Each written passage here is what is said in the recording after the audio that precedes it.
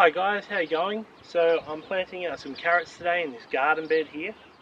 I've got it ready yesterday with some compost. We have some compost that's been sitting here on the property for 6 months now. It's an organic certified compost from Cherry Orchards, Tasmania. So if you're in Tasmania, check them out. So I've put about a 50 ml layer of compost straight on the top, and this will help to retain moisture while the seedlings are germinating, and will also provide a lot of nutrients to the carrots. The carrots don't need a lot of nutrients compared to, say, tomatoes or other types of heavy feeders. So this is all the nutrients that will be put in this bed for the next, say, 12 months.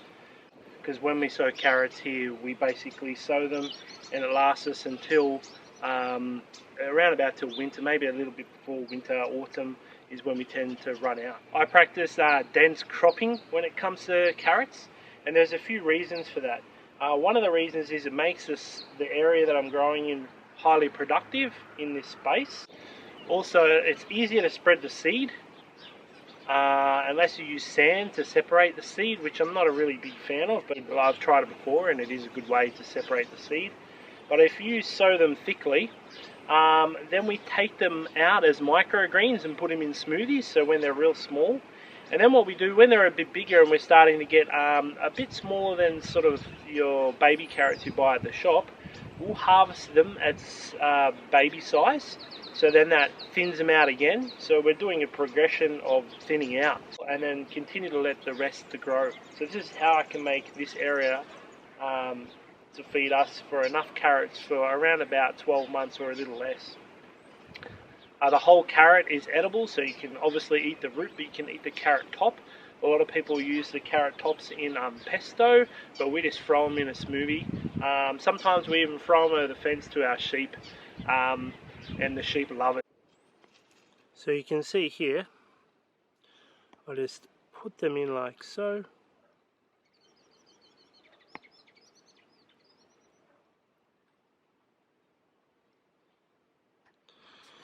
And that's it.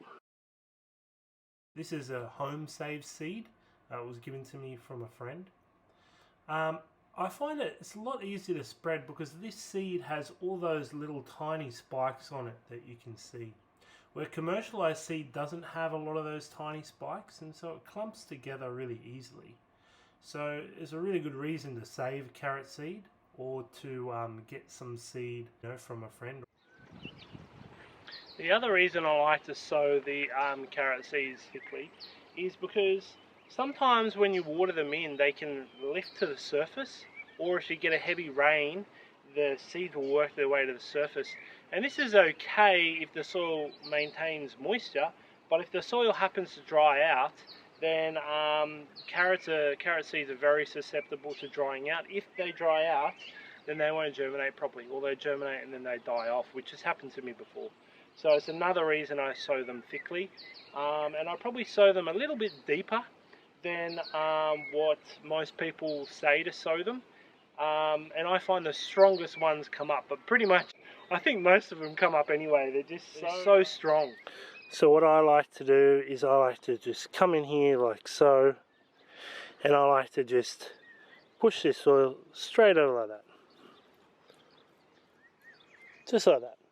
And then I pat it down a little bit gently like that, and then I'll come and water it, and the water will help to fill those gaps, and I'll water very lightly. It's going to help the carrot seeds to settle in.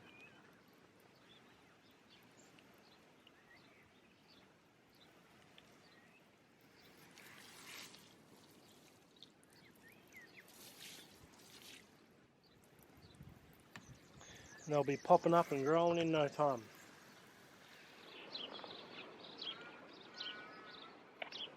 Alright guys, so I'm going to finish tidying up this netting so no birds or any wildlife get caught in it.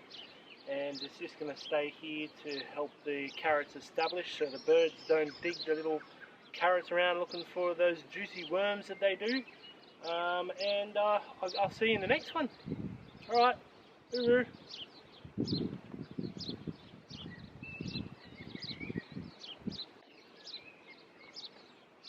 That looks pretty good, I reckon.